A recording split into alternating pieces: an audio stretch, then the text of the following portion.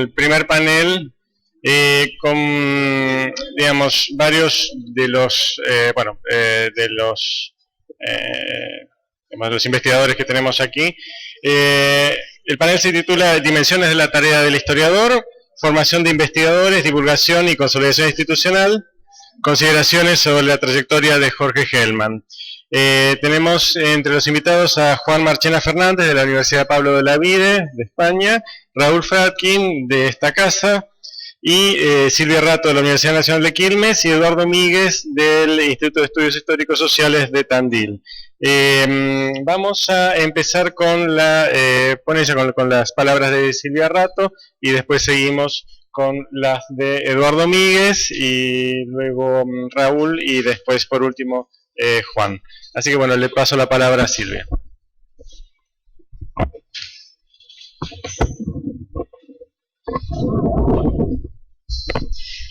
Bueno, buenos días a todos y a todas. Yo decidí leer lo que escribí para que no me traicione la emoción. Y de igual manera que comentaba Marcelo y Rosa, voy a hacer un uso excesivo de la primera persona del singular. Me voy a referir a la tarea de Jorge como formador de investigadores. Teniendo en cuenta que Jorge fue mi director de becas de iniciación y perfeccionamiento de la UBA, becas de CONICET, tesis de maestría y de doctorado, por lo cual imagino que cuando me doctoré habrá respirado aliviado por haber finalizado esa larga tutoría. De todos modos, aunque mi intervención sea autorreferencial, no dudo que todos aquellos que hayan sido tesistas y becarios de Jorge compartirán experiencias y sensaciones similares a las mías. Revisando sus currículums, los últimos, me asombraba la cantidad de becarios y tesistas que había dirigido a lo largo de sus últimos años. Tenía becarios de universidad, de CONICET, tesistas de grado y de posgrado, investigadores de carrera de CONICET, había dirigido 9 tesis de maestría concluidas, 13 de doctorado también concluidas, lo que da cuenta del tiempo que le dedicaba a esta tarea formativa.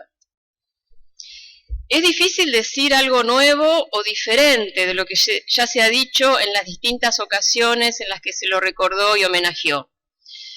Y eso se debe a que en todas ellas hubo una caracterización compartida por todos los que trabajamos con él, que hacía hincapié en su generosidad académica, en la apuesta por el trabajo colectivo y en su compromiso social. A lo que yo agregaría algo que, si bien se desprende de todo lo anterior, me gustaría remarcarlo porque formó parte de mi experiencia personal y es la fuerte empatía que ponía en las relaciones interpersonales.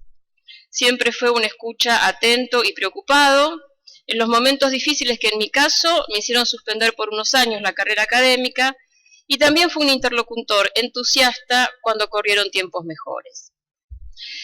Todos los que como yo cursamos gran parte de la carrera durante la dictadura, estábamos acostumbrados a la distancia que imponían los docentes hacia los estudiantes.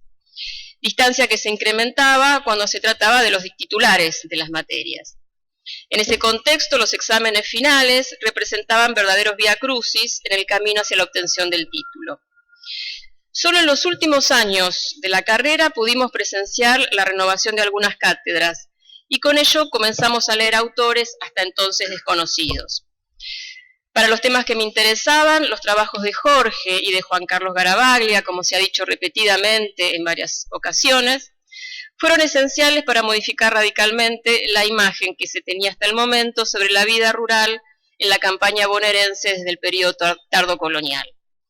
Además de vacas y grandes propietarios, aunque menos de los pensados, había pequeños y medianos productores, arrendatarios, ocupantes de terrenos baldíos, mestizos y afrodescendientes. En ese contexto fui a pedirle a Jorge que me dirigiera en una beca de investigación de la UBA con la intención de contribuir al estudio de ese escenario variopinto que nos habían descubierto en el campo bonaerense, tratando de incorporar en el mismo a los indígenas. Nos encontramos aquí, en el Instituto Ravignani, o mejor dicho, arriba en el Instituto Ravignani, y aún recuerdo su risa contenida cuando con toda formalidad me presenté con un apretón de manos. Ahí me di cuenta que las cosas no serían tal como me las imaginaba. Su respuesta fue inmediata, y a partir de ese encuentro mi formación dio un salto cualitativo. La dirección de la investigación me llevó a incorporar un marco analítico y problemático mayor al que inicialmente me había planteado, y me permitió discutir con algunos de los temas que formaban parte de la agenda historiográfica sobre la política bonaerense en el siglo XIX. En el año 96, como ya se ha dicho, Jorge ganó el concurso como profesor titular de la asignatura Historia Argentina 1, y junto con Raúl Fradkin, su adjunto, y Marina Schroeder, jefa de trabajos prácticos, nos convocó a Judith Faberman, Fabián Herrero y a mí como ayudantes. Perdón. Para los tres fue una sorpresa muy grande la forma en que nos incorporamos a la materia. Acostumbrados a estructuras jerárquicas de cátedra, descubrimos un estilo de trabajo que se caracterizó siempre por la horizontalidad y porque desde el comienzo se incorporaron en el programa de la materia nuestros iniciales trabajos de investigación. Con el mismo espíritu, dimos en conjunto seminarios de grado en los cuales cada uno tenía a su cargo las clases correspondientes a sus temas de investigación. Era un comentario reiterado entre los tres la agradable sorpresa de tener un ambiente de trabajo de ese estilo, que se prolongó en las experiencias de la mesa de exámenes finales, las que cobraron una realidad totalmente diferente a la que habíamos vivido nosotros como estudiantes. Me gusta recordar esas ocasiones como rituales en los cuales Jorge era siempre el primero en llegar y nos esperaba en la sala de profesores. Raúl lo hacía un poco más tarde, preguntándose también ritualmente por qué teníamos que empezar tan temprano. Eran las 10 de la mañana y no lo hacíamos al mediodía. María Inés llenando las actas al finalizar la mesa y finalmente el café compartido en algún bar de los alrededores. En esa época la materia no era promocional, se aprobaba con examen final, y al pasar todos los estudiantes por esa instancia, tomar examen con Jorge y Raúl también se convirtió en una vía de formación. La forma en que iban llevando el examen, el derrotero de las preguntas, nos llevó a aprender que hasta se podía lograr, en algunos casos, tampoco quiero ser excesivamente idílica, que un estudiante que no aprobara la materia se fuera, si no conforme, al menos consciente del resultado. Con el tiempo y debido al crecimiento de la matrícula de estudiantes, la cátedra se amplió, incorporando adscriptos primeros que luego, en algunos casos, llegaron a ser ayudantes. En esta nueva etapa realizamos una actividad que también fue muy valiosa como instancia de formación, y fue la realización de dossier de fuentes, una para la temática del caudillismo y otra sobre los 200 años de la Revolución. Esta fue una tarea que se desarrolló durante varios meses de selección, discusión y recopilación de textos, que dieron como resultado compilaciones que permiten a los estudiantes conocer las distintas visiones del pasado que se pusieron en juego en momentos claves de la historia argentina. En el año 95, Juan Marchena organizó en la Universidad Internacional de Andalucía la maestría en Historia Latinoamericana, que se convirtió en una experiencia que excedió ampliamente las características de un encuentro académico. Yo no había imaginado al recibirme la posibilidad de hacer un posgrado en el exterior, pero el empuje de Jorge me decidió a presentarme y formé parte de la primera cohorte de la maestría que bajo el nombre de Tierras, Dioses y Hombres, Sociedades Agrarias e Imaginarios Colectivos en América Latina, se llevó a cabo en la sede de la Rábida entre octubre y diciembre de ese año. En esa oportunidad, Garavaglia fue director de la maestría y Jorge, docente responsable durante 2 semanas. En otra ocasión, María Elena Barral, que también cursó ese posgrado al año siguiente, definió esa maestría como un gran hermano académico, ya que la mecánica del posgrado consistía en 2 meses de convivencia en la sede de la universidad, con clases durante el día, informática luego del almuerzo, y debates grupales sobre los textos que se habían presentado durante la tarde. Además, cada sábado un invitado especial nos brindaba una conferencia magistral. Allí conocimos y leímos una cantidad de investigadores franceses, norteamericanos, latinoamericanos, españoles, que al convivir también con nosotros estaban a nuestra disposición para consultas sobre nuestros temas de investigación. Aquí Barral me pidió que aclare que la definición de gran hermano no era porque había nominaciones para abandonar la universidad, cosa que era imposible. De todos modos, esta intensa cursada que además de las clases incluía la presentación periódica de informes y avances de la futura tesis, no impidió que hacia el final de la misma, el grupo, como dijo en alguna oportunidad Garavaglia, derivara en una alegre estudiantina a la que se incorporaban también alegremente Juan Marchena, Juan Carlos y Jorge. En el año 2007, Jorge comenzó a dirigir la colección Nudos de la Historia Argentina en la editorial Sudamericana, colección que buscaba, en palabras de Jorge, ser un puente entre la mejor historia que se hace y un público que busca la explicación de los procesos históricos. También para esta empresa fuimos convocados los ya no tan jóvenes investigadores que nos habíamos formado con él. Ahí escribimos, entre otros, Judith Farberman, Gabriel Di Meglio y yo. Esta también fue una interesante experiencia de formación que nos propuso la tarea de traducir en un lenguaje no académico parte de nuestras tesis doctorales con intención de llegar a un público amplio.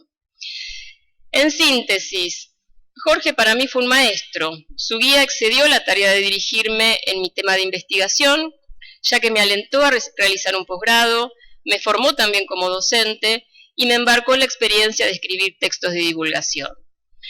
De lo dicho anteriormente, quisiera rescatar lo que considero son dos herencias que nos deja Jorge.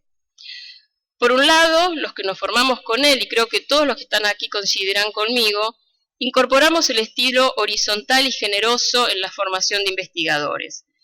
Y no dudo que este legado está a salvo y es reproducido por todos nosotros. Por otro lado, y centrado específicamente en lo historiográfico, no puedo dejar de recordar a otros investigadores que en poco tiempo también nos abandonaron y que formaban parte de un grupo de historiadores que en sus respectivos campos, pero todos muy relacionados entre ellos, renovaron de manera muy clara la historiografía argentina. Me refiero a Raúl Mandrini, Juan Carlos Garavaglia, Daniel Santamaría y Daniel Villar. Lamentablemente, los estudiantes actuales y futuros no podrán charlar con ellos ni conocerlos personalmente, pero no me queda ninguna duda que sus trabajos seguirán siendo de lectura fundamental. Y acordando con algo que Raúl dijo en otra ocasión, es de esperar que las líneas de investigación que dejaron abiertas sean continuados por alguno de ellos.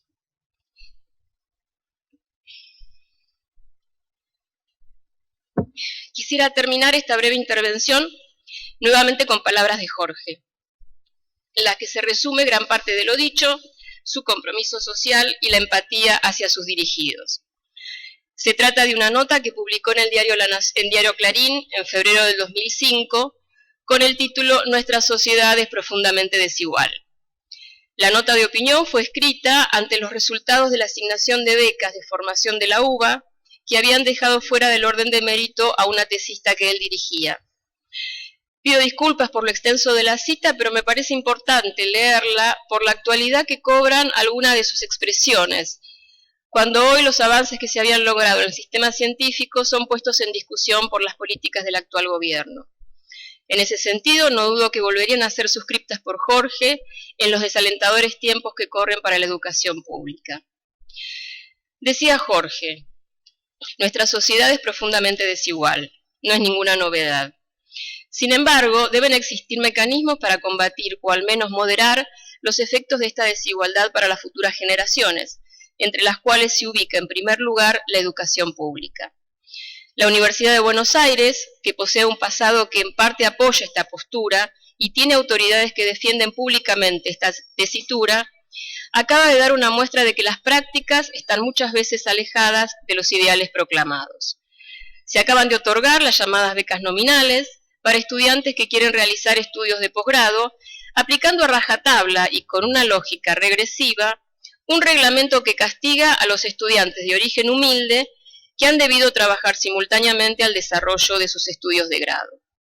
Según dicho reglamento, solo pueden aspirar estas becas de posgrado aquellos alumnos que cumplan ciertas condiciones, entre las cuales se encuentra que la regularidad de la carrera no debe exceder el año y medio de la duración estándar. Dicha condición, que con cierta lógica tiende a castigar a los, entre comillitas, alumnos crónicos, genera un problema mucho más grave.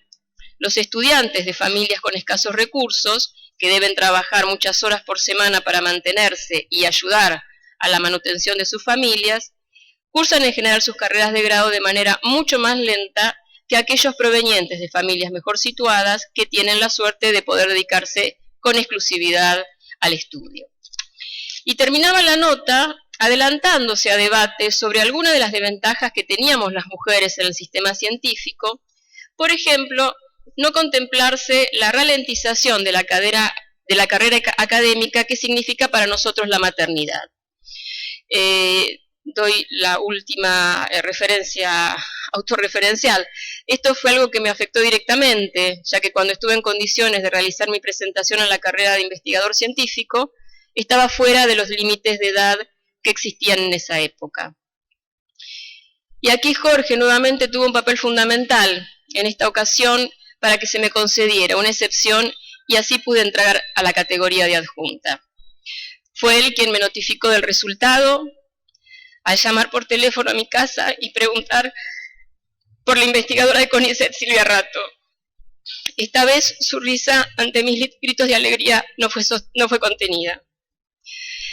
Como decía entonces, en la nota citada se adelantaba debates que formaron parte de la agenda en años posteriores y que en la actualidad son derechos adquiridos. Concluía Jorge diciendo: entre los temas que deben ingresar de manera urgente en la agenda de discusión, debe estar también en primer plano el de la mujer. La maternidad y las responsabilidades familiares que siguen asumiendo en la mayoría de los casos deben ser tenidas en cuenta a la hora de establecer reglas como los límites de edad que hoy cunden en las universidades y en el CONICET para obtener becas o ingresar en la carrera de investigador científica. Pido disculpas por la emoción y muchas gracias.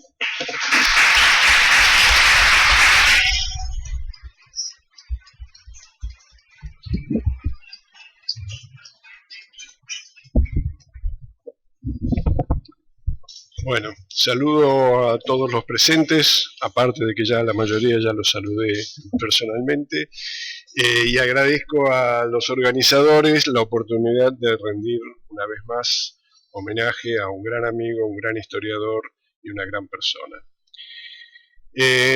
Hace un año nos juntábamos aquí para recordar y homenajear a Jorge en un espíritu más personal, más íntimo. El año transcurrido no ha restañado en nada el desgarro de la pérdida.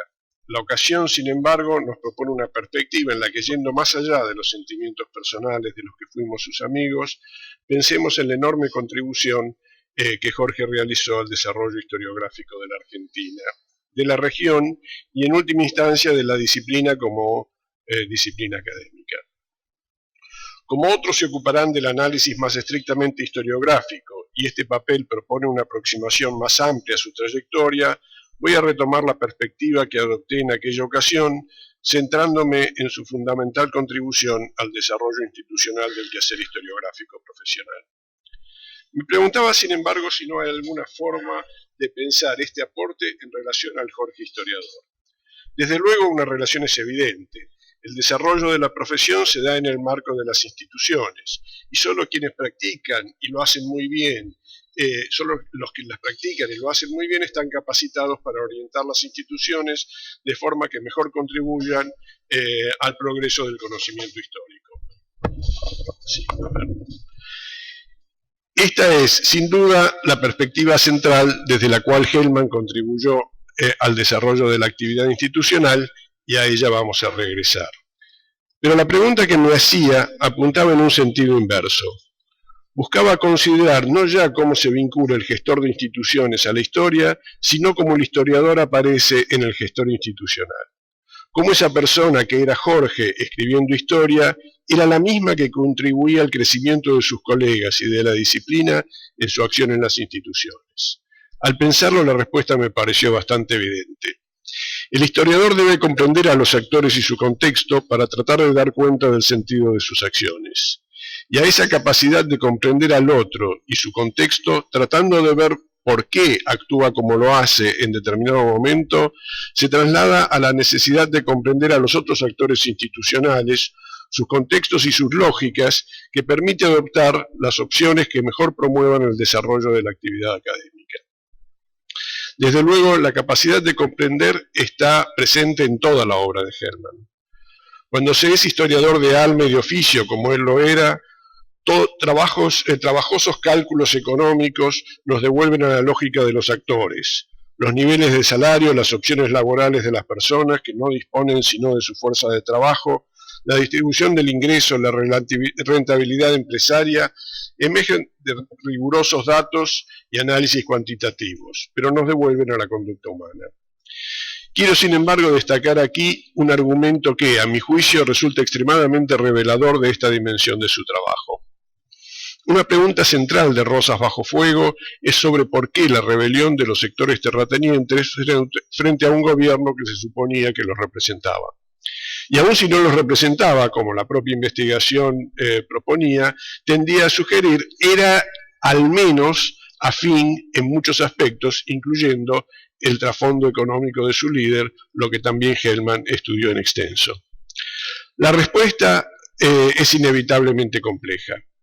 Aparecen desde factores de identidades políticas, aspectos económicos vinculados a los efectos del bloqueo y la presión fiscal consecuente. Todos ellos habían sido considerados en trabajos de otros autores, sin desmedro de los sólidos aportes novedosos que el libro de Hellman ponía en consideración. Pero hay un argumento muy original que va más allá de lo más obvio.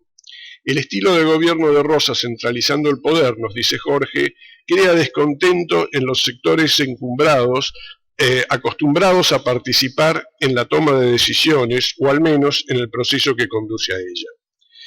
El personalismo de Rosas y su lógica autónoma en la actuación política irrita a los sectores que tradicionalmente participan del poder. Pensar en los procesos políticos en estos términos no solo aporta una perspectiva de análisis iluminadora, sino que destaca también los mecanismos de interacción humana en el marco de cualquier institución.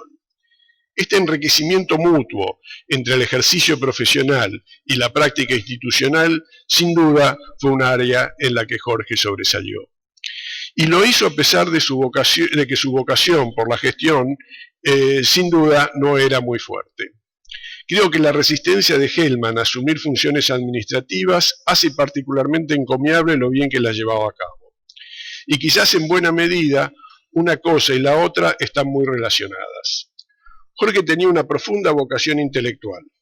Desarrollar el conocimiento, investigar, reflexionar sobre el pasado y la realidad presente realmente lo apasionaba. Y como extensión de esta vocación figura naturalmente la actividad docente y la de divulgación histórica. No tenía en cambio interés en el poder. Sí, claro, en el poder como objeto de estudio, pero no como posición social. Si las funciones administrativas confieren poder, Jorge nunca mostró interés en alcanzarla por ese motivo. Y seguramente eso hacía que las ejerciera de manera más sabia. El consenso en torno a su gestión en el Instituto Ravignani seguramente es una notable expresión de esto. En un ámbito donde tantas personas tienen los más legítimos derechos a aspirar a funciones de dirección en virtud de sus antecedentes profesionales, la humildad que es consecuencia de la falta de ambición de poder permite ejercer la conducción como una búsqueda de acuerdos, dando gran autoridad a quien así la desempeña. Ahora bien, ¿qué motivaba a Jorge a asumir funciones si resulta muy claro que para los que lo conocíamos, que era mucho más feliz cuando podía no hacerlo? Basta recordar la ilusión con que pensaba en los últimos meses de su vida, llegando ya a completarse su término en el instituto, la perspectiva de un sabático dedicado a leer, pensar y escribir que lo entusiasmaba enormemente. Creo que esto emergía de la forma de entender la profesión. En otra reunión en que se recordaba y homenajeaba a Jorge junto con otros colegas, los que mencionó Silvia, que ya no están, señalaba para aquella generación y particularmente para Jorge, el ejercicio de la profesión priorizaba el compromiso social por sobre la carrera profesional. Esto trae consecuencias muy importantes. Si el desarrollo de la profesión requiere marcos institucionales, optimizar el funcionamiento de estos marcos es una forma de desarrollar la vocación histórica.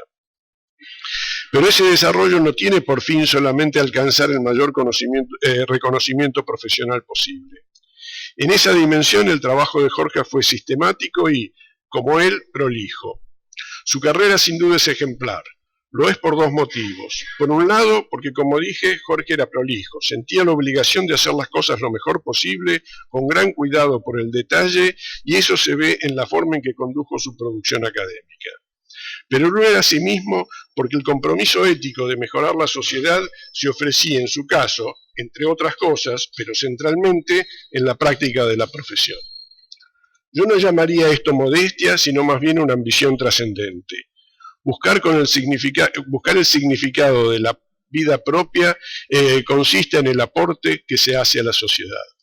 La ambición de poder hacer algo por el conjunto, que más allá del reconocimiento que pueda despertar en otros, sobre todo genera la satisfacción de haber cumplido con lo que se considera el propio deber. Así, Jorge desempeñaba el ejercicio de las labores de conducción en base a criterios muy precisos que tenía por fin el desarrollo del conocimiento histórico. Dar prioridad a los vínculos personales o criterios de conveniencia individual o redes facciosas, fenómenos tan frecuentes, quedaban naturalmente excluidos porque eran ajenos a los criterios de mejora del conocimiento. Tuve la suerte de compartir con Jorge hace muchos años una comisión de CONICET para evaluar informes y promociones de investigadores. Pude apreciar allí su ejemplar criterio de trabajo, un criterio basado siempre en parámetros equitativos y profesionales. No importaban los nombres propios de las personas más o menos allegadas, lo que valía era el aporte al desarrollo profesional. Con la amplitud para considerar diferentes opiniones al respecto, pero con rigor para excluir consideraciones de otro tipo. La calidad del trabajo, mucho más que la cantidad de publicaciones, era el estándar para evaluar la labor de otros, porque era también el que él se exigía a sí mismo. Si su producción era copiosa, siempre lo era un marco de rigor. Producía mucho porque trabajaba mucho y dormía poco, pero todo lo hacía con ese compromiso esencial con el rigor y la calidad. Y lo mismo exigía a los demás. La calidad de las tesis doctorales de sus dirigidos testimonian ese rigor. Si muchos de los discípulos de Jorge están llevando a cabo carreras brillantes, no fue porque los protegiera desde posiciones de poder. No hacía falta. Su contribución a esas carreras estaba en el respeto al talento de sus dirigidos y en transmitirles esa vocación por el rigor analítico y el compromiso con el saber. Alta exigencia profesional, vocación por promover el conocimiento, desapego al poder, comprensión de sus colegas y las circunstancias. Una combinación de virtudes que llevaron a Jorge Hellman a ocupar un lugar preeminente en el desarrollo institucional de la profesión. Sin embargo, hasta donde sé, no inició temprano su acción en la conducción institucional.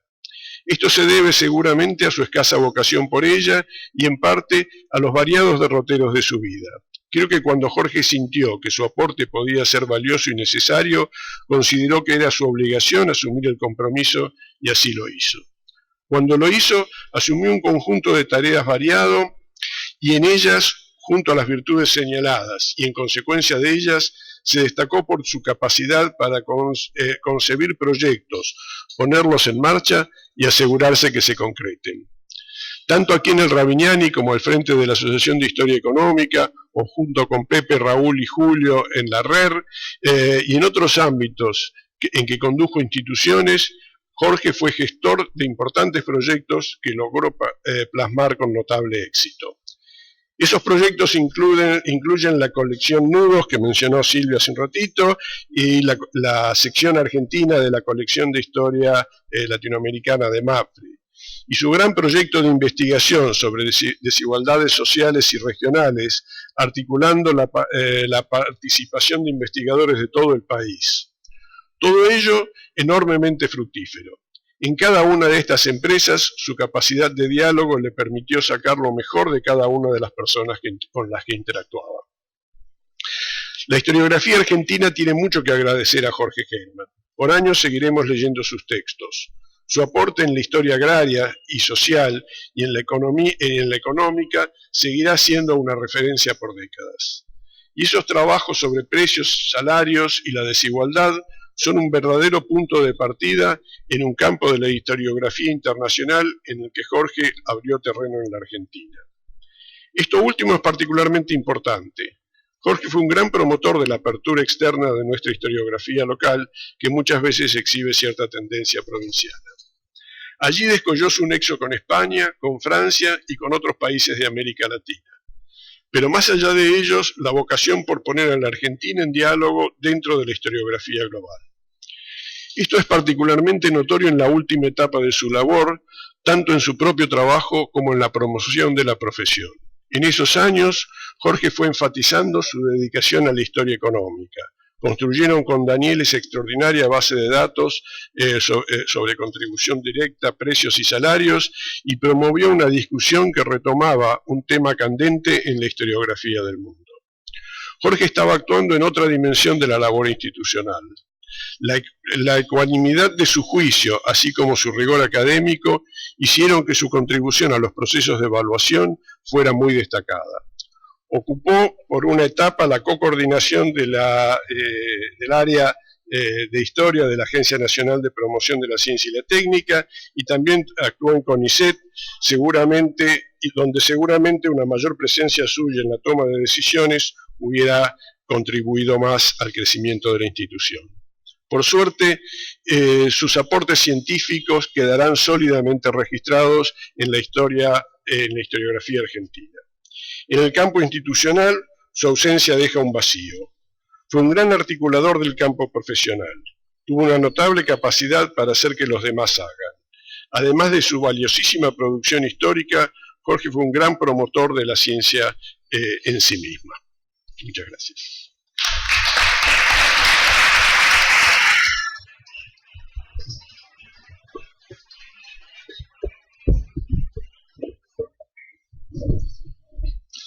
Bueno, buenos días.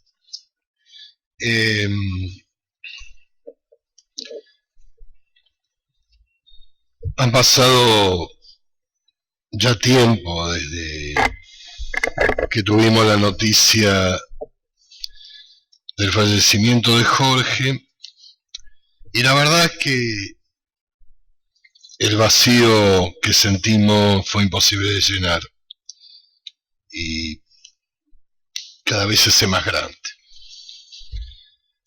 Por suerte, Jorge nos dejó una densa y muy prolífica saga de textos cuya lectura seguirá siendo imprescindible, seguirá siendo sugestiva, creo yo, seguramente también seguirá siendo inspiradora.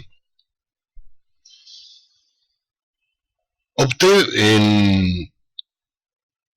en este momento, que me cuesta mucho,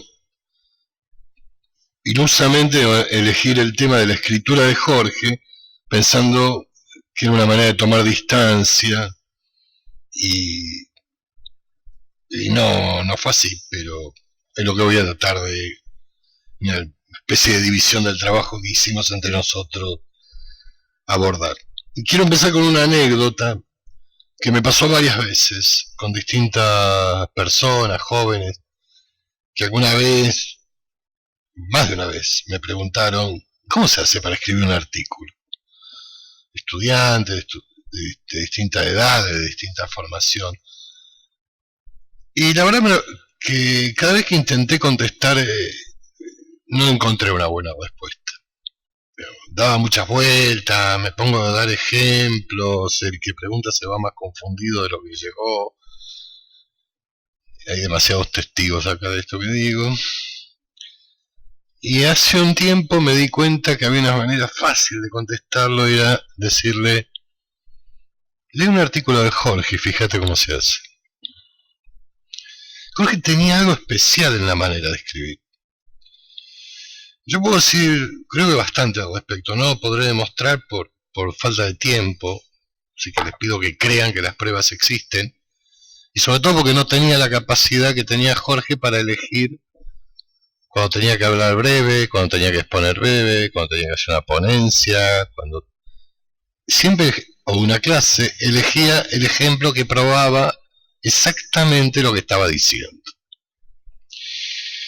Yo daría demasiados ejemplos y no lo lograría probar, pero para mí tenía algo especial la manera que Jorge escribía historia.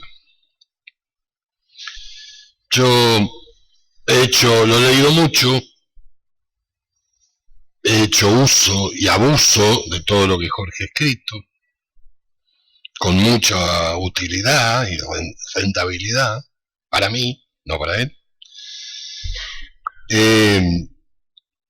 He tenido una de las experiencias más lindas que alguien puede tener en esta profesión, que es escribir a cuatro manos con Jorge. Y todo lo que se dijo, que no voy a repetir, acerca de cómo era Jorge, cómo se desempeñaba en esa instancia que es a la vez tan exigente y tan íntima, que es escribir algo en coautoría y no separado una parte uno, una parte otro, es muy intenso y todo se veía ahí de manera muy, un día le decía a Osvaldo Barqui, era fácil escribir con Jorge. Aceptaba las críticas. Había que discutir, no es que siempre te decía que sí, pero aceptaba las críticas, proponía sugerencias y siempre encontraba una manera de encontrar una solución a lo que parecía no tener. También fui docente, demasiados años, muchos de ellos con Jorge, y Silvia puede probar lo que estoy diciendo es verdad. Nos costaba muchísimo en la cátedra de Historia Argentina que Jorge aceptara incluir algún texto suyo como obligatorio. Y nosotros queríamos porque hacía falta el texto. Y el impacto que tenía entre los estudiantes era notable, cada uno de los textos. Pero era una lucha dura llevarlo adelante. Y creo que eso va pintando una manera de ser, que es también una manera de... se nota también en la manera de escribir. Lo que voy a proponer ahora entonces no es un análisis que demuestre lo que estoy diciendo, sino una especie de guión posible, para que lo escriba alguien que esté menos comprometido, porque me siento mal en estas ocasiones, y puedo decir, bueno, pero lo que dice porque es amigo de él, entonces estoy tratando de no hablar de mi amigo, sino de esa persona que escribía los textos que a mí me gustaron tanto y que me impactaron desde la primera vez que lo leí. Primer punto de ese guión sería lo que yo llamaría la lógica argumentativa implacable que los caracterizaba. Los textos tienen una lógica que es muy contundente. Incluso diría, con tantos años de usarlos como material de apoyo para enseñar, que son además de excelentes contribuciones científicas, un enorme recurso pedagógico. Jorge demuestra cuando escribe, demuestra, problematiza, sugiere, básicamente enseña a pensar, que es lo más interesante que puede tener un texto de un historiador. Yo diría que esos textos, los más diversos, tienen sobre todo una sorprendente claridad para plantear los problemas. Pero además de claridad para plantearlos, claridad para ponerlos en un contexto historiográfico muchísimo más amplio del caso que se está analizando y donde adquieren significado. Y como dijo Eduardo, no es siempre una característica de dominante en nuestra historiografía. En eso Jorge era distinto, por lo menos en mi lectura. Jorge hizo mucho por la renovación de la historiografía argentina. Ya han dicho cosas muy claras al respecto. Pero yo quiero insistir en algo que también marcó Eduardo, porque me parece que es un atributo distintivo. Y es entre las cosas que hizo, tratar de superar las tendencias al encierro y al ensimismamiento que muchas veces tenemos. Eso ha sido evidente desde el comienzo y se ha profundizado mucho en los últimos años en los trabajos de Jorge. Derivado de lo anterior es el segundo aspecto, que es la selección de problemas bien significativos. Sabemos que junto a Juan Carlos Garavaglia transformaron nuestra historia agraria y la situaron en el nivel de las mejores de Latinoamérica. Los dos, juntos o separados, o en relación más que separados, en par, demolieron anacrónicas imágenes históricas, superaron fronteras nacionales que también nos atenazaban mucho en la manera de pensar la historia. Cuestionaron estereotipos que estaban muy arraigados en el imaginario nacional y, se admita o no, también entre los historiadores, que comparten gran parte del imaginario nacional, generalmente. Había en los célebres estudios que hizo Jorge de historia agraria mucho más que muy buena información y buena argumentación y buen saber sobre la historia agraria. Esto daría para mucho más, pero daré un ejemplo. Digo, si se sigue el hilo de los problemas que él fue atendiendo en cada momento, además de ver la solidez del enfoque y la creciente sofisticación de la argumentación, también hay toda una gama de sendas que quedaron abiertas, que quedaron planteadas. Voy a tomar solamente un ejemplo, que para mí es enormemente significativo. De toda esa larga serie de estudios agrarios sobre ambas márgenes del Río de la Plata y sobre más de un siglo. Sus análisis de las relaciones agrarias de producción, de la forma de remuneración, de las formas de trabajo, de las condiciones en las que se desempeñaban los grandes estancieros, de las restricciones que encontraron los proyectos y los intereses de los grandes estancieros y de las autoridades. Jorge va suministrando, y se puede hacer toda una recapitulación si se lo lee con cuidado, toda una gama de firmes evidencias para emprender una empresa historiográfica que todavía está pendiente de realizar y que debe ser realizada para lograrse, por sus dificultades, por su amplitud y como le hubiera gustado a Jorge, realizarse de manera colectiva. Reconstruir la historia de largo plazo de los trabajadores rioplatenses, encontrar explicaciones mucho más satisfactorias de sus perseverantes capacidades para resistir y protestar. Un tercer aspecto que me parece muy claro y que está directamente vinculado al anterior es el de la honestidad, una honestidad intelectual que yo la definiría como inauditamente auténtica.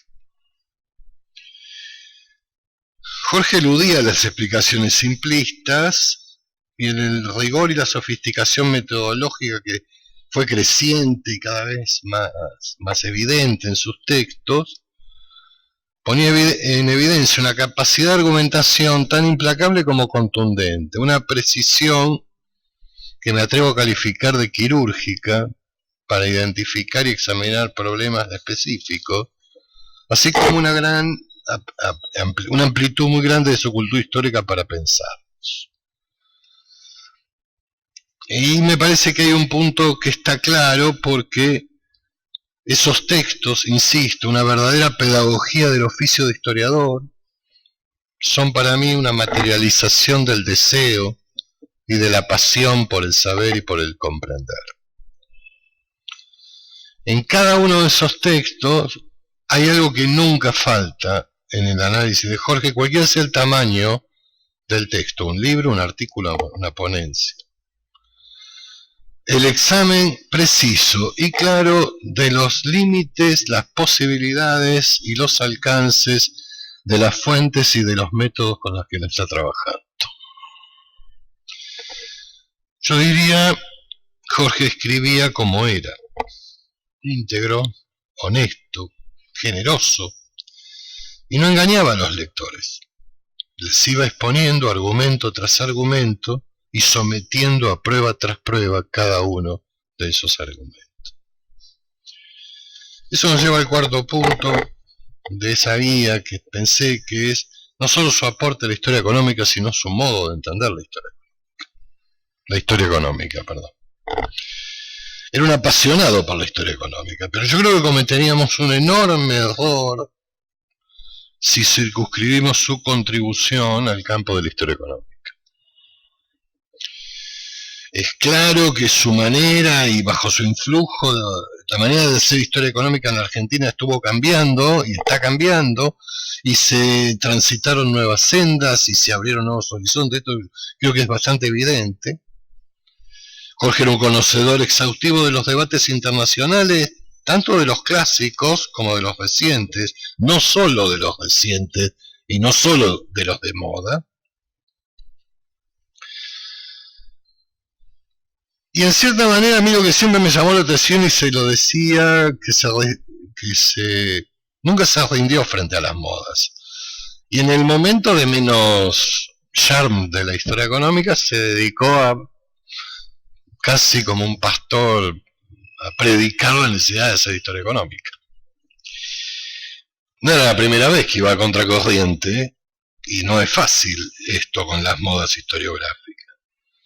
Pero así como se resistió a las nuevas modas, también se resistió, en mi opinión de una manera totalmente clara y contundente, al conservadorismo ideológico que, revestido con el ropaje de saber experto, suele impregnar a buena parte de la historiografía económica. Jorge seguía pensando que toda historia es historia social, y trató de poner su saber y su destreza al servicio de un conocimiento innovador, de problemas históricamente centrales, pero también totalmente acuciantes y vigentes. No solo para la historia, sino para la vida de todos los días, de nuestros hijos, de nuestros nietos. La densa saga de estudios que Jorge realizó e impulsó sobre el crecimiento económico, derecho de propiedad y de historia de las desigualdades, no voy a llenar de cuentas, pero calculen la cantidad y en los pocos años que transcurrieron sobre estos temas. Creo yo que todavía no ha sido asimilada esa saga y metabolizada por nuestra historiografía. Ha sido muy atendida por la historiografía económica, pero no por el conjunto de la historiografía. Se trata de una saga, insisto, prolífica, una saga coherente con sus investigaciones previas, una saga en la que uno, sin encontrar panfletos, se lee, siente su rebeldía frente a las injusticias y las desigualdades. La prueba que tenía para citar Silvia me la sacó y es la misma, aquella batalla por esa beca. Para Jorge era perentorio, cito textual, volver a los grandes temas que preocupan a la sociedad y que supieron interesar a los historiadores económicos más importantes. Solo así, decía, la historia económica podía volver a ocupar un lugar destacado en las explicaciones históricas. Él lo hizo apelando a un rigor, a una sofisticación teórica y metodológica de creciente consistencia y solidez. Él lo hizo buscando poner a la historiografía argentina en el centro de debates internacionales e inscribirla decididamente y de una vez por todas en el contexto latinoamericano. Él lo hizo imaginando que era posible y absolutamente necesario rescatar la historia económica de los paradigmas interpretativos que también la han convertido en un insumo intelectual, en un insumo legitimador de las políticas que producen, profundizan y reproducen las desigualdades. El último punto, para no extenderme ya, había calculado el tiempo y no me está saliendo. Yo diría que leyendo a Jorge uno aprende a conjugar el oficio, los verbos de este oficio. Con los tres que me parecían principales: conocer, enseñar, divulgar. Jorge es un caso raro de un historiador con una sofisticación metodológica apabullante para temas tremendamente áridos y un apasionado de la divulgación histórica. y no era un esquizofrénico. Hay una unidad de concepción ahí que a uno lo deja pensando. Hay muchas pruebas sobre esto. Él estaba obsesionado cuando era director del instituto, también cuando era presidente de la Asociación de Historia Económica, pero cuando era director del instituto, porque encontráramos modos de salir de nuestros nichos y de que el saber que se estaba produciendo pudiera diseminarse por la trama de la sociedad y la cultura argentina. Eduardo ya citó algunos ejemplos. Yo creo que los que estudian historiografía, la colección de nudos de la historia merecería un examen cuidadoso, por las características de la colección, por los títulos contenidos, pero también por sus motivaciones. Jorge lo dijo en una entrevista periodística cuando lanzó la colección, con los primeros títulos de Mariano Plotkin y de Silvia Rato, fueron los dos primeros, no me equivoco. La frase exacta que le dice al periodista es: la crisis del 2001 generó esta voluntad de entender. Jorge tenía claro que la historiografía estaba desafiada por el presente y que ese desafío también nos exigía una escritura que adquiriera la mayor claridad posible, sin que claridad significara renuncia a la complejidad o bastardeo del oficio. Podía hacerse. Escribí en esa colección, escribí con Jorge, le podría dar infinitas pruebas de mensajes, de mail, de charlas por teléfono 905, porque tenía prohibido llamar a mi casa antes de las 9, donde me decía: hay que encontrar una redacción más clara, una y otra vez. Yo creo que podía hacerse, y ahí hay una joya que no sé si ha sido suficientemente evaluada, un texto de divulgación que escribió Jorge, que es mucho más que un texto de divulgación: Rosas Estanciero, Gobierno y Expansión Ganadera. Un ejemplo paradigmático de cómo se puede escribir una historia erudita, sólidamente fundada, al alcance de cualquiera.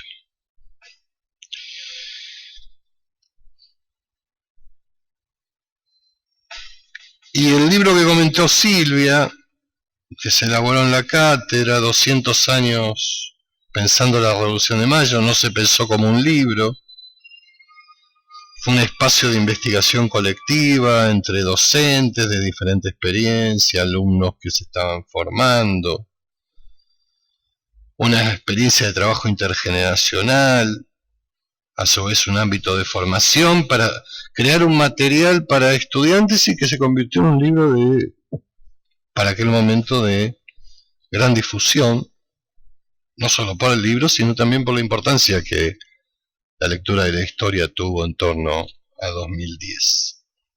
Y el apoyo gubernamental a la producción del conocimiento histórico y a la difusión del conocimiento histórico, que hoy está más que en jaque, casi jaque mate. Yo diría, para terminar, el programa historiográfico que Jorge nos propuso, el que no me detuve porque no era el propósito de esta comunicación de hoy, tiene enorme vigencia y nos desafía. Como dije en aquella oportunidad aquí también, para homenajearlo me parece que no alcanzan las palabras, las ceremonias o los eventos. Nuestro homenaje será de verdad un homenaje si las prácticas que desplegamos, las actitudes que adoptemos, llegan a estar a la altura de su ejemplo, como individuos y como colectivo de historiadores. Gracias.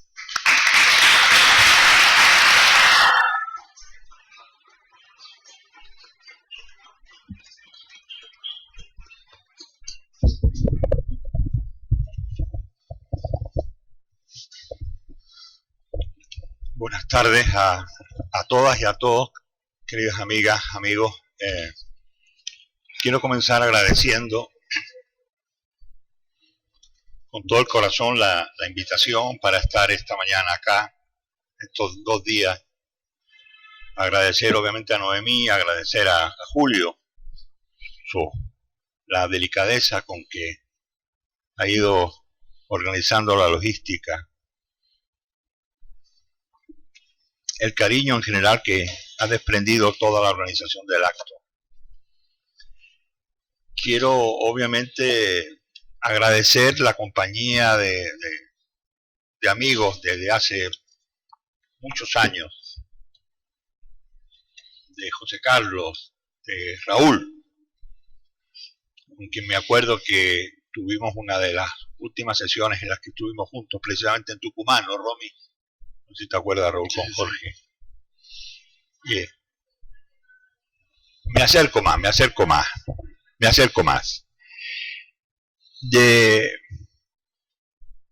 grandes amigos y de amigas que están hoy aquí y que nos han acompañado los últimos años con tanto cariño.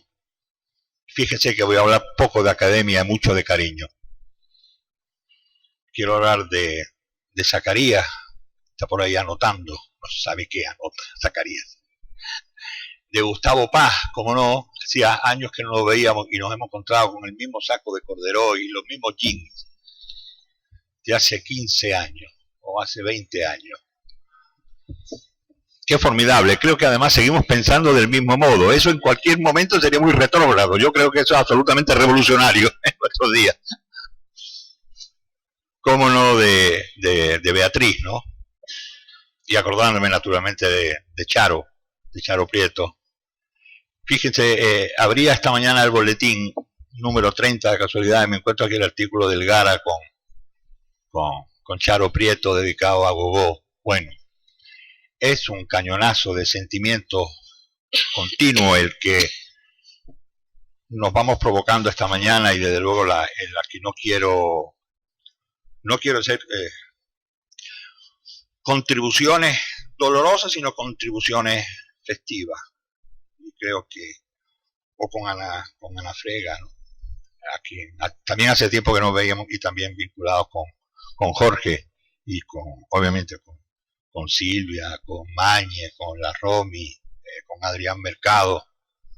Bueno, un poco el NOA también, producto de los trabajos de Jorge, la dedicación porque aquí, en ese artículo precisamente esto empieza con una nota del cancionero popular de Jujuy, no está mal. Hablamos de Jorge, pero yo quiero hablar fundamentalmente no tanto de las ausencias, sino de las presencias. Y ver ahí a María Teresa y ver a los pibes me llena de cariño y de satisfacción. No quiero hablar de ausencias, quiero hablar de presencias. El otro día, decidido a que no sabía lo que iba a decir aquí hoy, sino iba a colocar el corazón, un poco acordándome de la canción de Fito Páez, yo vengo a ofrecer mi corazón. Pero estaba escuchando a Carlos Guastavino. Carlos Guastavino, ustedes saben, un gran compositor del Río de la Plata, de los años 40, 50, que compuso una de las piezas de casualidad. Las volví a oír. Esa pieza se llama Presencias. Y me pareció formidable. Digo, caray, creo que por acá es por donde yo quiero pensar en Jorge. No como ausencia, sino como presencia. Porque obviamente no estoy hablando de Jorge, pero estoy hablando también de otras presencias que a mí personalmente me han hecho. Y cuando digo hecho, es que me han hecho. Me han construido, me han constituido en lo que soy, para bien o para mal. Juntando muchas cosas buenas, ha salido este aparato. Y esas presencias me parecen fundamentales. Jorge para mí está presente. Y está presente en los artículos, en los libros que hacían mención la compa y los compas. Obviamente. La historia económica argentina y sobre todo la historia económica del periodo y la historia argentina en general están ahí, están escritas por Jorge. Cañonazo de presencia, sí, enorme. Además en artículos menudos. Me acuerdo en La Rábida, yo no sé, Raúl, si te acordáis, desde luego Silvia sé que sí, cuando publicamos uno de los libros de Jorge, de los primeros libros, que a mí me pareció uno de los libros más lúcidos que he leído en mi vida. Yo creo que a partir de ahí empecé a comprender muchas cosas. El mercachifle, que luego hemos podido usar y trasladar por muchos lugares de América Latina, cuando la teoría del mercachiflero formidable la tiene Jorge escrita en esas láminas, en esas páginas. No se me olvidará. Ese libro además que ya estaba casi terminado y dice Jorge, esto necesita matices, con esa pluma tan fina que tenía Jorge de elegir las palabras. Elegía las palabras, pero luego al final, las palabras, él decía, las palabras son muy rebeldes, Juan. Hay que atenderlas con cuidado, se sublevan, decía. Bueno. Así que las presencias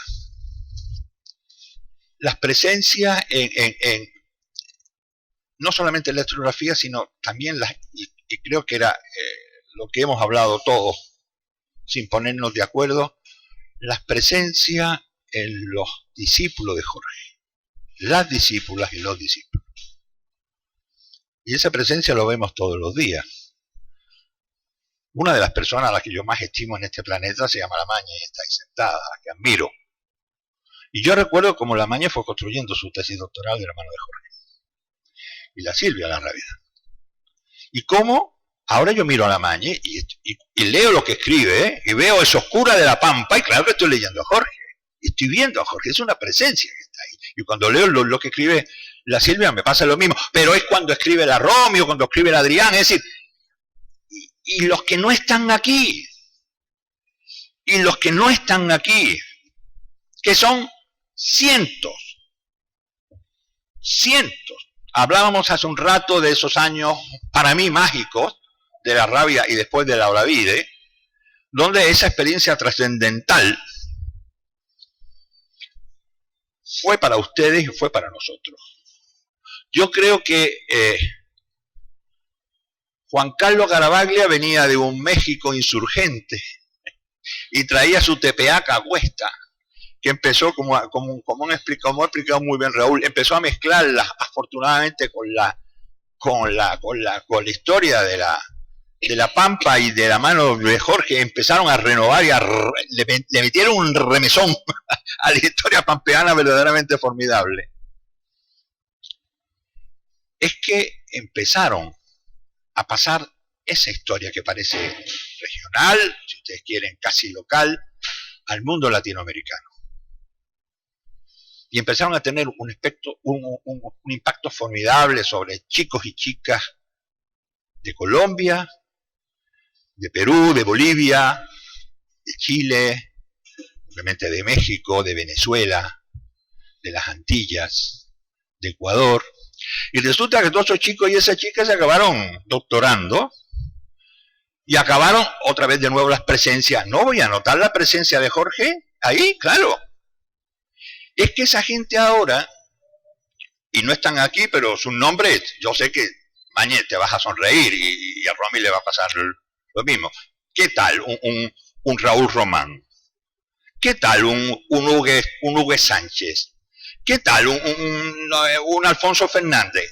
Estoy citando nombres que ustedes no los conocen, pero están ahí, y están en este continente, y ahora son directores de departamento, y ahora dirigen tesis doctorales, y ahora están, Jorge está con ellos, y Elgara está con ellos, y Raúl Mandrini está con ellos, y Daniel Santamaría está con ellos. Son presencias, y están ahí. Eso me parece verdaderamente formidable.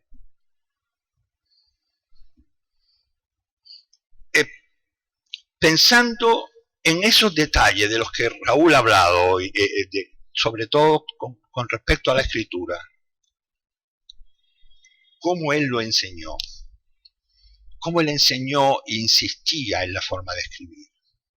Y sobre eso hay un montón de referencias. Cuando él insistía en ese público latinoamericano que él tenía ahí, los embobados, escuchando escuchando a Jorge. Cuando él le insistía, le decía que tenían una tarea, no solamente como científico y académico, sino empezar a colocar en este continente una historia distinta, pensada de otra manera, con un objetivo claramente de modificación del presente a través de una mejor construcción de la historia. Volvíamos casi al viejo tema de la historia como arma de una manera tremendamente práctica. Recuerdo además el impacto recíproco entre esos estudiantes con Jorge y Elgara, y de luego conmigo, y de nosotros con los estudiantes. Por ejemplo, recuerdo ahora, yo sé que Mañe va a sonreír, en una especie de seminario que quisieron armar nuestros compañeros de la costa caribe colombiana, de la región del Sinú y de las sabanas de Tolú, porque ellos querían explicar que ahí también existía una historia agraria ganadera. Bueno, ellos hicieron su explicación, y yo recuerdo la cara de Jorge como su asombro cada vez era mayor. Y estos tres no hablaban sino el hato, no sé cuántas reses y la exportación de ganado, y ya Jorge, bien. Pero cultura ganadera, ¿cómo se llama? Gran explotación ganadera, y le dice, pero Hugue, ¿de cuántas vacas estamos hablando? Y decía, 400. Jorge se echaba las manos a la cabeza y decía, aquí hay un problema de escalas. Así que inmediatamente, ¿qué hace a Jorge? Le decía, empezá a leer esto. Ay, la cosa empezaba a cambiar. Y recuerdo cuando Jorge dirigió la tesis de Hugues, que es una tesis sobre mitad movimientos de población, mitad movimiento de vacas.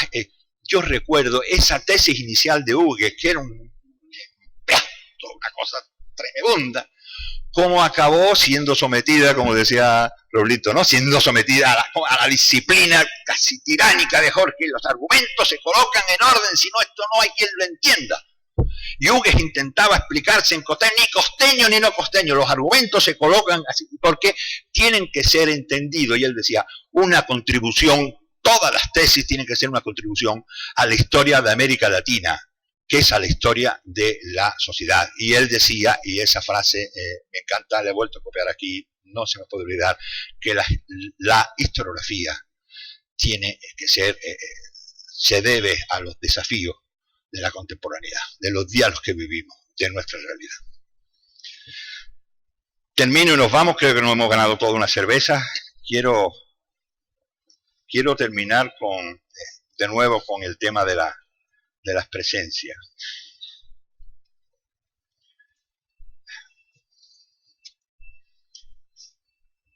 Cuesta mucho trabajo reconstruirse después de palos como estos. Cuesta mucho trabajo. Y entonces uno tiene que hacer todo ese esfuerzo por cambiar ausencias por presencias. Bueno, y además como decía, no solamente es posible y es sano, sino es que además da gusto leer la presencia de Jorge a través de ustedes. Eso me parece formidable, y eso no está sujeto a ninguna duda, y si encima escuchamos a Guastavino de fondo, más claro. Pero el día primero de enero, finales de enero de hace 2 años, estamos felizmente, nunca dejamos de decírnoslo, felizmente Jorge y yo, juntos, precisamente además con Aníbal, que estaba aquí sentado en este sitio esta mañana, en Portugal, con una historia en la que nos metimos bien linda de Magallanes. Como comprenderán, ni a Jorge ni a mí el tema de Magallanes nos importaba un reverendo pimiento, nos pareció muy bonito porque había la posibilidad de que enlazáramos cosas como finalmente acabamos enlazando. Bueno, cuando nos llegó la noticia terrible de que Gara se nos había ido. Y estuvimos juntos y abrazados durante casi 3 días. Y ahí de alguna manera nos pusimos de acuerdo y dijimos, lo que hay que hacer con el Gara no es echarlo de menos, sino tenerlo presente todos los días. Y ahí nos acordamos, yo discutí con el Gara todo lo que me dio la gana, y el Gara conmigo, porque éramos 2 discutidores tremendos. Y nos encantaba la discusión, y Jorge era el hombre de paz, que ponía sosiego. Y decía, pero no conozco, decía Jorge, no conozco a nadie que más se parezcan en lo que piensan y que más discutan, pero ustedes discuten por puro histrionismo. Y seguramente tenía razón. Gracias a que estuvimos esos 3 días juntos, para nosotros fue, si ustedes quieren, más tolerable el tránsito de la ausencia a la presencia, porque nos dimos cuenta de que estuvimos 3 días hablando del Gara, y que íbamos a seguir hablando del Gara cada vez que estuviéramos juntos, las presencias. Entonces, en contra de lo que podría suceder, o de lo que podría parecer, que estos encuentros para hablar sobre Jorge son dramáticamente duros, yo quiero proponeros que lo tengamos, que transformemos las ausencias en presencia y que nos demos cuenta cuánto Jorge tiene que enseñarnos todavía de la mano de todos ustedes que están acá y nosotros deseando de aprender de ustedes. Muchas gracias y que Jorge nos acompañe.